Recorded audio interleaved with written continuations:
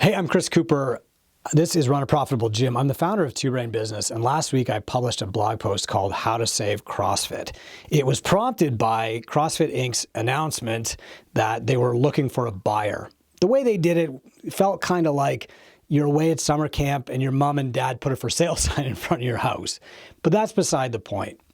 I wanted to publish something to start a conversation on what it would take to change. I wanted to give a plan, knowing that no plan is ever perfect at inception, but a plan is always required to start. Immediately after I published the post, I got a lot of texts from people that I really admire in the industry, people around the perimeter of CrossFit who are very invested, like me, in the health and well-being of affiliates. Most of the text that I got said something like, I really liked your first 5 points, but I didn't really agree with point number 6. And that's okay. No plan is ever perfect on first draft, but you have to start with a plan and adjust or you'll never get anywhere. It's very, very easy to complain or to knock holes in somebody else's plan or say, that guy's dumb, that won't work. But it's also really, really easy to spend a year apologizing for your mistakes without fixing anything. Trust me, I'm a Canadian. It's super easy to take surveys and tell people, we're listening, we hear you, but not actually make any change. And these are all just ways of kicking the can of responsibility down the road, like the next owner will fix it. What's really hard is saying, here's the plan, because you're going to open yourself up to all that other stuff from people who don't want to face potential criticism, right? The people who want to condemn and complain and shoot fiery arrows and raise the pitchforks, but don't want to share a plan themselves. This is the kind of stuff that you see in big bureaucratic companies, but it's also the kind of stuff that you see online. After I posted the blog post, though, well, I did get some of that. I got some really great questions from people, very smart people in our free group, gymownersunited.com, and of course, from the smartest people in the Two Brain Business Mentorship Program. And I'm going to go through them here because I think they really add a lot of value to the conversation and probably evolve the plan to make an even better one. So the first question that I got wasn't really a criticism, but somebody said, why are you talking about this when you're not even an affiliate? And the truth is that I affiliated a couple of years ago. I first affiliated when Greg sold the company, de-affiliated when Greg sold the company. Dave Castro called me and said, just give us a year, we're going to fix it.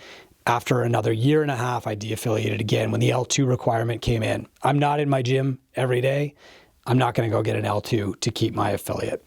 But there's two ways to look at de-affiliation. The first is to say, Coop, you're abandoning a sinking ship. And that's what I told myself for many years, that I could help more from the inside. I've spent over a decade giving, helping first, trying to get CrossFit HQ to help affiliates more. Sometimes it worked, it got through. I'm still published in the CrossFit Journal. Sometimes, most of the time, it just didn't work out. The other way to look at de-affiliation is to say, I'm no longer willing to prop up the regime that's giving affiliates bad advice. Now, it's a personal choice, right? I don't think anybody else has had the same experience that I have trying to work this out with HQ. And that's why I don't tell people through Two Brain to affiliate or de-affiliate or re-affiliate. I'm not an affiliate right now, but I might be again someday. Now, when Berkshire Partners bought CrossFit, I had a couple of conversations with Eric Rosa within 48 hours of him taking over. Things just didn't feel right. And so that's when I put in my first de-affiliation request. Dave Castro called and said, give it a year, but things actually got worse in that year. That said, there are over 20 mentors at Two Brain who are still affiliated. And I'm optimistic that someday I will re-affiliate. I love CrossFit, but I just couldn't support the current ownership anymore after trying to deal with them. Eventually, you learn to walk around the table instead of stubbing your toe on it all the time. But again, personal choice, probably a unique situation. On the other end of the spectrum, I got 10 times as many messages saying you should buy CrossFit. And thank you for that. It's very flattering that people think that I should. But I'm actually better on the outside. If I worked for HQ or any company that bought CrossFit, I would be beholden to them. And this would be true even if somebody loaned me the money to buy it myself from Berkshire Partners right now. One of the things that people at HQ have working against them is that they have to show a profit right now. And that means they can't make some of the hard moves that are necessary for the long term. And many of the longtime staff at HQ really depend on their jobs, so they can't afford to rock the boat. one of the higher level execs told me last month, we know that we're probably not giving the advice that we should, but affiliate owners don't want to hear it, so we tell them to just keep getting more coaching credentials. Now that's paraphrasing, that's not a verbatim quote, but just the whole principle there had me going, it's our duty to tell people what they need to hear and then let them come to terms with it instead of just saying what they think they want to hear. And as an outsider, I can do that. I can say, hey, the emperor's not wearing any clothes without getting fired or caring about making Berkshire Partners a dividend this quarter. One of the best questions I got was from Josh Aycock, who said, what would the first 90 days of a complete change look like? Well, the first step is always clarifying the mission. Are we still selling constantly varied functional movement at high intensity? Or is that a tool to deliver the real mission, which is to improve fitness in our communities across broad time and modal domains? Now, if that's the mission, to improve fitness in our communities, then the definition of fitness should be evolving over time, and that will evolve the methodology too. It's just a matter of course. So obviously we need somebody with a scientific approach to weigh the benefits of the new science, like tracking biomarkers. CrossFit promoted us all buying a Whoop, but what do we do with that? Well, I guess nothing. What about zone 2? We should be talking about that. Which of these things have merit and should be incorporated into the methodology to make it stronger, and which of them are just fads? Now, this can't be done by committee. I watched .com programming get done by committee once while I was working at HQ, and I think you can guess how that went. Everybody got their own little spicy workout, right? And we lost the principle. We lost, why are we doing this? The next most important thing, and this is critical, it's urgent, is CrossFit media has to be rebuilt. Most of the value of affiliation was the media produced by HQ. Storytelling is more important than anything else. As we need to give clients hope, we need to give affiliates hope, and that's by telling a better story, a story of success, a story of evolution, a story of change, a story of improvement. And then if the mission is really to increase fitness in our communities, the games has to change. It has to be a representation of the pinnacle of that story. It's too late to change it for 2025, but in 2026, I would look more toward a festival repeated in 5 to 6 places in the US instead of finding the 1 or 2 fittest on earth. So you have a full day with multiple events to test fitness. You make it possible to run thousands of people through like Spartan Race or High Rocks. I'd probably just leave the operations to Rogue because they do it right. If you've ever been to the Rogue Invitational, you know what I mean. The goal should be to put thousands of people through, not to crown the single fittest on earth. Finding the fittest on earth doesn't help HQ, it doesn't help affiliates, it only helps the person who wins. And then you have a concert to end the day, make everybody feel like they've just accomplished the fittest day of their lives, give them a t-shirt, and that's a win for thousands of people instead of 2. Now, I said earlier that HQ has 3 products. So the first is the methodology. The second is certification. I probably wouldn't mess with certification, but I'd shorten the bench to the best and the brightest. Greg had a habit of hiring people just because he liked them and he wanted to give them a job. That's how I got my job at media. I wasn't qualified for that job, but Greg liked me for a while and that's how I got the job. But with fewer certification weekends requiring fewer people, many instructors are now getting called out once every 4 to 6 weeks. Make the best full-time, send them out every weekend, and maximize the value at seminars. Now, the third product is affiliation. In truth, I would do what Two Brain is already doing. Start collecting data from partners like Wodify, Push Press, and Kilo. Publish that every year to every affiliate. We do this because HQ said that they wouldn't. Then begin a real educational series for affiliates. Start by teaching them how to read a profit and loss statement. Then teach them how to build an on-ramp, how to sell an on-ramp, how to build a great income with 150 members. You don't have to force a particular model on anyone, but you do have to teach everyone how to choose a model based on math and financial metrics. You have to make business owners financially literate. And again, Two Brain does exactly this because it's what I think HQ should be doing. Then you teach how to build and run 4 marketing funnels, how to retain clients better, how to pay yourself and your staff. And you teach this to all new affiliates. You provide a mentorship option for all new and existing affiliates because coaches should have coaches. Provide the course as part of affiliation and make the mentorship optional for a fee. It's probably worth mentioning that Two Brain does a lot of this for free already. So it's not hard to find speakers or tools or resources to share with affiliates every month instead of putting on meaningless roundtables or putting people on stage who can't prove that their idea works. In short, I try to provide all the stuff that HQ should be making available. The tools and knowledge are free through gymownersunited.com. The step-by-step courses are available through our mentorship program. And of course, we sell mentorship with a real investment so that people will do the work, just like coaching at your gym. It's no coincidence that, like CrossFit, the knowledge is free and the coaching is magical. The next great question that I got, thanks Josh for that again, was what about Europe? The gyms there seem to be thriving. Or what about Europe? I just opened in Spain. I've got 300 members in a year. Well, the affiliates in France and Denmark, Germany, they're now facing what happened in the Nordic countries, Finland, Sweden, Norway, a couple of years ago, and also UK and Ireland fall in that bucket. The early adopters joined when the gyms open, and now they're gone. The days of easy leads are over. That myth that if you build it, they will come, that's a thing of the past. This happened in Eastern North America and Australia about 5 years ago, Western North America about 7 years ago, and it continues to just follow the growth of CrossFit around the globe from west to east. Right now, owning a CrossFit gym in Spain is pretty easy, just as it was pretty easy in France in 2021, pretty easy in Sweden in 2019, pretty easy in Boston in 2017, and pretty easy in LA in 2014. But that will change. The affiliates running a tight ship with defined systems and solid marketing funnels will survive. The affiliates who have committed to a huge space and 12 coaches for clients who aren't there are going to fall to the competition. The next question was, are the non-serious gym owners, the hobbyists, ruining it for the affiliates who depend on their gyms to make a living? Now, we're not sure because we can't identify these in our data set. We do have a qualitative survey that about 500 gyms fill in every year, but we have quantitative data from thousands more. But I will say that over 70% of the affiliates who join Two Brain have an income goal of $100,000 a year. So either they're relying on their gym as their sole source of income, or they want to leave their other job within the next 2 years. So empirically speaking, most of the hobbyists seem to be gone now. There's this separation in the market because between those people who are getting better and those who are getting worse. And the people who were in the middle, who could just tread water, can't do it anymore because of rising rents and affiliate fees and insurance, etc.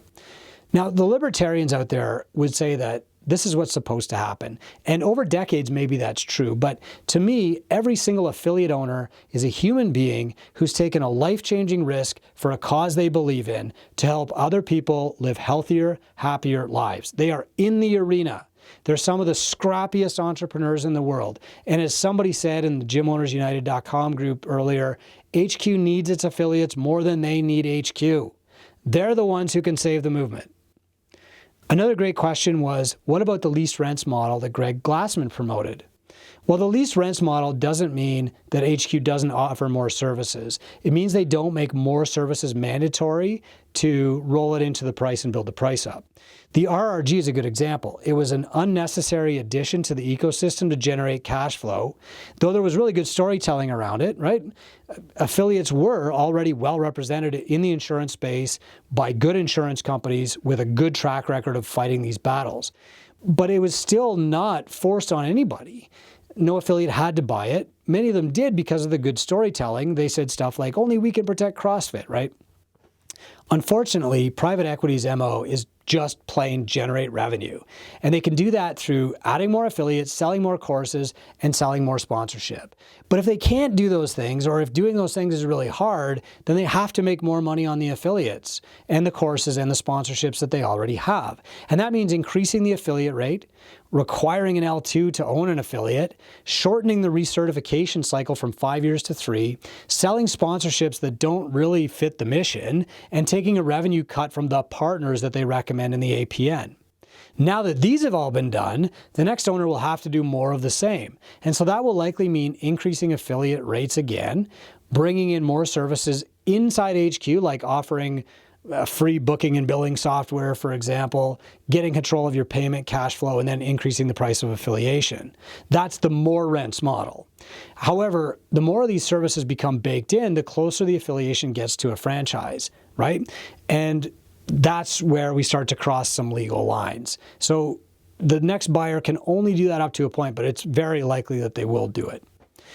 The next question was, is CrossFit actually in danger? It seems profitable. And this was in response to the title of my post, How to Save CrossFit. So let me clarify. The company isn't in danger of bankruptcy. It's in danger of losing affiliates, shrinking its size, reach, and revenue, and ability to save lives. The individual affiliates are in danger, as they always have been, because we all started as first-time entrepreneurs, and we believed that being good coaches would make us good at business. The methodology itself is also in danger. The trademark is in danger. The certifications are in danger of losing talented staff due to shrinking enrollment. The games are in danger. These, not just the corporation, make up CrossFit. It's not the company, it's the movement that's at risk. Any method or process or system that does not evolve becomes fragile. People look for alternatives that match their updated reality. As long as CrossFit gyms dogmatically adhere to constantly varied functional movement at high intensity, make every workout hard for the sake of being hard, run free trials and big groups as their only option, they'll continue to wonder why they keep running out of clients after 2 to 3 years. But private equity's mission is to buy a working product that hasn't been fully monetized and either sell more of it or make more from its existing audience. They're not in this to evolve the method or debate science. That would slow down their return on investment. And so the methodology stays stagnant and becomes more fragile as affiliates adopt wearable tech and program more Zone 2, and they run High Rocks events, and they start to ask themselves, am I really still doing CrossFit? The brand is in danger as they continue to hire media and marketing experts who are more concerned with getting their name mentioned in future business case studies in the Harvard Business Review than with telling stories about CrossFit. These are true conversations that I've had with people at HQ. One said, someday CrossFit's going to be a case study at Harvard, whether we're successful in turning it around or not. That is not what a live or die CrossFitter is going to say, right? Affiliates depend on all of these things to work, regardless who holds the CrossFit Inc. baseball card this month, and that's what I care about. The next question was a follow-up. What do you mean when you say the method must evolve? Well, it's really why we started strengthcoachcollective.com, to have these conversations. As with Two Brain Business back in 2016, instead of waiting for CrossFit HQ or the NSCA to do the right thing, I'm just going to do it. Now, Strength Coach Collective is where we talk about bridging the gap between the researchers, the scientists, and the practice of actually coaching people. It's where we take the ideas from ATIA and we talk to people who are actually implementing them in your gym. Another question was about affiliate rates, and I had mentioned that rates are very likely to go up if there's a new buyer. And this person said, do you think affiliates would pay more for affiliation if the rates went up again? I think many affiliates would welcome the addition of value if it exceeds the additional price. So if you raise it by $1,000 a year but provide $10,000 more in value, yeah, people will embrace it, right? Two Brain is a case in point. CrossFit had the opportunity to launch a mentorship program for business a decade ago. Now thousands of affiliates are happy to pay our team of mentors because the ROI is many times more than the investment when they do the work. It's too late for CrossFit HQ to try and do that themselves from scratch because they're 10 years behind us with no data. It's just guessing. But there are other ways that they can add value that's disproportionate to the price. I just want to quickly mention something here. The current Facebook marketing strategy is not it. Some affiliates are now saying like, oh, I get 2 to 3 leads per year, per month, or whatever from CrossFit. But really, this is a Trojan horse. And a lot of affiliates have brought this up, right? It didn't occur to me until somebody pointed to it. What happens is that when somebody in your city sees a Facebook ad from CrossFit, they're directed to the CrossFit site. Then they're guided to the closest CrossFit affiliates near them. What that means is that all of the lead traffic is going to CrossFit. And if you de-affiliate, you're cut off from that. In fact, you're kind of competing with CrossFit on ad spend. If you're running ads and they're running ads and you're both in New York, they're driving up ad costs for CrossFit for your gym.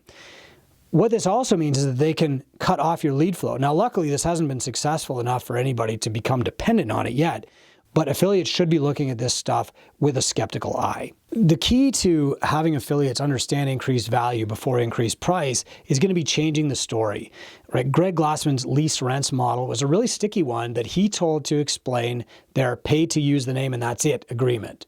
In reality, it allowed HQ to license the name without taking responsibility for affiliate success by crossing into that franchise territory and all the laws that go along with it.